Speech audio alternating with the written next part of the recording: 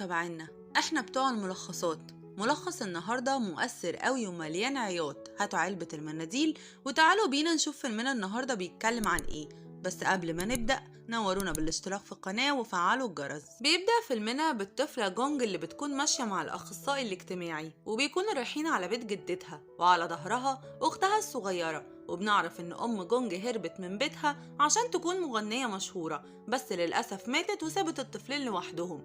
ولما بتوصل جونج لبيت جدتها مش بتلاقيها، وبتفضل قاعدة مستنياها وبيغلبها النوم. وبتوصل الجدة وبتفكر إن جونج حرامية، وبتشد منها شنطتها، بس بيقع منها الرماد بتاع أم جونج.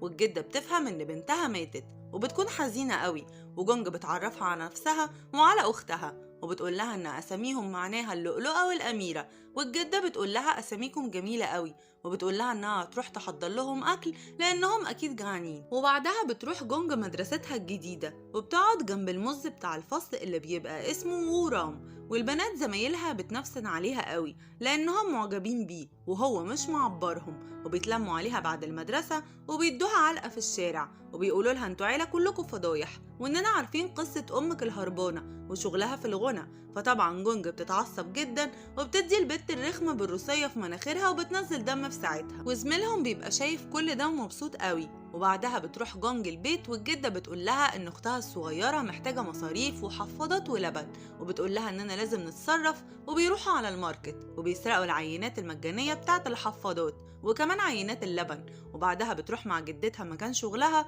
اللي بتبيع فيه مناديل، لان الجدة فقيرة قوي وملهاش اي مصدر دخل تاني. وبيكون في الوقت ده ورام بيحكي لأمه عن جونج، ولان عنده اخ صغير فبيقترح عليها لو يدوها لبن لاختها من الباقي عندهم، ومامته بتوافق. وبتبقى أخت جونج الصغيرة متأمنة بالحفاضات واللبن لشهر قدام. وفي يوم بتكون الجدة قاعدة مع جونج وبتقرب عشان تعدل لها شعرها، فجونج بتتخض وبتبعد، والجدة بتحس إن بنتها كانت بتضرب حفيدتها. وتاني يوم جونج بتقابل الأخصائي الاجتماعي اللي بيحب المدرسة بتاعتها، وبيديها منديل عليه رسالة حب عشان تديه للمدرسة. وبعدها جونج بتنام في الفصل من كتر التعب والسهر. وبعدها بتكون الجدة قاعدة بتتسلى مع صحابها، لكن جونج لما بتيجي بتتعصب جدا، وده لأن واحدة من صحابهم بتدخن، وده طبعا غلط على أختها الصغيرة. وبعدها بتجيلهم مامة ورام عشان اللبن اللي بتديهولها، وبتقول لها صح هي أختك هتاخد التطعيمات فين.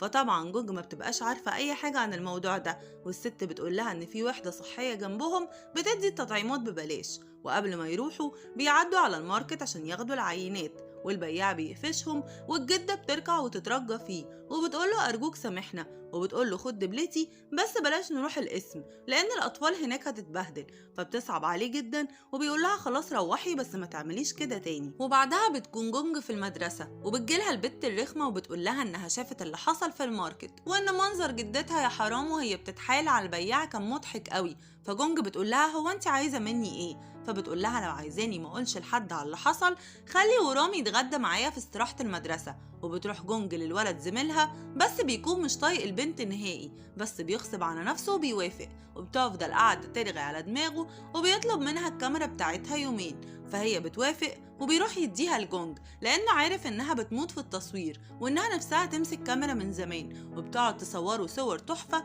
وبنلاقي إن البنت موهوبة فعلا. وتاني يوم بتكون حصة الألعاب وكل الولاد بتنزل الملعب ما عدا جونج، وده لأنها معهاش تريننج رياضي. وبتبص على الديسك اللي قدامها وبتلاقي محفظة لونها أحمر. وبعدها بنلاقي واحدة من زمايلها عمالة بتنوح وبتقول محفظتي اتسرقت وفيها $30. وأم البنت بتيجي وبيكونوا شاكين في جونج وبيبعتوا لجدتها وبتقول لهم احنا فقراء بس مش حرامية، وحفيدتي لا يمكن تعمل كده. والست بتتكلم بمنتهى التكبر وبتقول لها اكيد هي اللي سرقتها. فالجدة بتتعصب وبتجيبها من شعرها. وفي اللحظة دي بيدخل ورام وبيقولوا انه لقى المحفظة في الملعب وان جونج بريئة. وبعدها بيروح لجونج اللي بتبقى محرجة منه قوي لانه لقى المحفظة في شنطتها وهي فعلا اللي كانت سرقاها. وبيقول لها كلنا بنغلط لكن الاهم اننا منكررش الغلط ده. وبعدها بتقعد جونج مع جدتها وبتحاول تخفف عليها تعبها وبتقول لها تعالي نلعب لعبة حلوة قوي، كل واحد فينا هيقول للتاني سر، ولو ما طلعش سر هيخسر.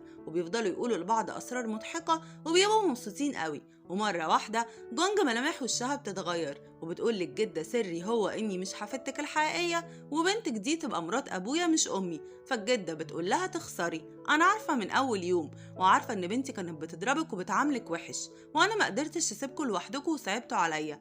وبتترجاها تدعي لبنتها وما تبقاش شايلة منها. وتاني يوم بتروح جونج وأختها وجدتها ميعاد التطعيم، وبتعرف إن في تطعيم ببلاش على قده وفي تطعيم فعال قوي وآمن. فبتقول للموظفة أنا عايزة من التطعيم اللي فعال، فبتقول لها إن ده بفلوس كتيرة قوي. وبتقول لها إزاي يعني أنا لو معيش فلوس أختي تاخد شيء مضر؟ وفي الوقت ده بتيجي الجدة عشان تشوف فيه إيه، وبتبقى شايلة بيبي تاني وسايبة أخت جونج على الكرسي، والبيبي يا حرام بتقع على وشها وبياخدوها على الطوارئ لأنها بتكون اتعورت. والدكتور بيقول لهم إن البيبي عندها سيولة في الدم وإن أي خبطة أو تعويرة هتخليها تنزف زيادة عن اللزوم وده خطر طبعا. وبيروح ورام يطمن عليهم وبيلاقوها في الاستقبال في المستشفى بينادوا على جونج.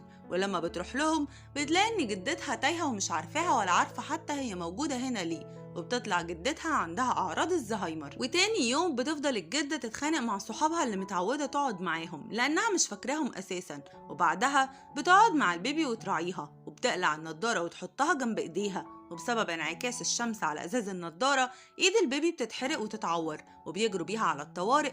والدكتور بيزعق لهم وبيقول لهم انا نبهت عليكم قبل كده ان البنت دي ما ينفعش تتعور وبالشكل ده هي لازم تتحجز كام يوم تحت الملاحظه. وبعدها بتيجي للدكتور مراته وبتعرف منه قصه اخت جونج البيبي وبتعرض عليه انهم يتبنوها، وده لان حياتهم بقت بائسه قوي بعد موت ابنهم الرضيع. والدكتور بيوافق وبيوسط الأخصائي الاجتماعي إنه يبلغ الجدة. وجونج بتتعصب قوي لأنها متقدرش تستغنى عن أختها وبتروح لأختها المستشفى وبتكون حزينة جدا وبتلاقي كل التمريض عمال يتكلم على حالة أختها السيئة وإنها محتاجة علاج وفلوس قد كده وإن الدكتور كتر خيره قام بكل اللازم ودفع كل التكاليف. فبتحس إن أختها هتتبهدل معاهم وبتوافق على عرض التبني. والجدة بتكون مقهورة عليهم وزعلانة كمان على مرضها وبتكتب أسامي البنتين على إيديها عشان تفضل فاكراهم دايما.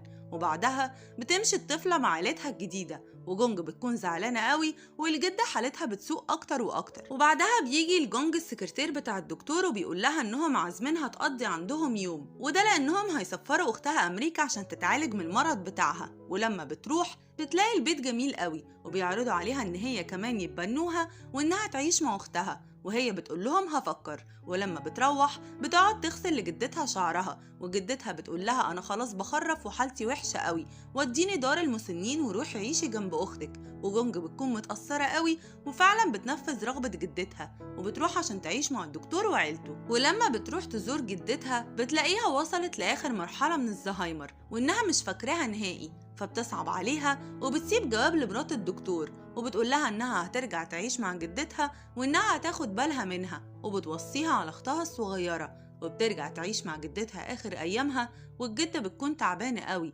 وبتقول لجونج انها بتحبها وبتحب اختها وانها اتمنت لو عاشت معاهم اكتر من كده. والجدة بتموت. استنوا ما تعيطوش عشان انا عيطت كفاية قوي والله في الحتة دي. وبتعدي السنين وجونج بتكبر وبتبقى بنت زي القمر وبتبقى أشهر مصورة في البلد ومعرضها بيكسر الدنيا. وأختها بتجيلها وبتكون رجعت من أمريكا بعد كذا سنة بعد ما خفت من المرض بتاعها وبيحضنوا بعض وأخيرا بيتلم شملهم تاني ومش بيبقى ناقصهم غير الجدة الطيبة. ربنا يرحم الجدات اللي توفت ويخلي الجدات اللي موجودة دلوقتي مع أحفادها. وبكده يكون خلص فيلمنا النهاردة. مش هطول عليكم عشان تعيطوا براحتكم، بس شجعوني واعملوا اشتراك في القناة وفعلوا الجرس وأشوفكم الفيديو الجاي. سلام.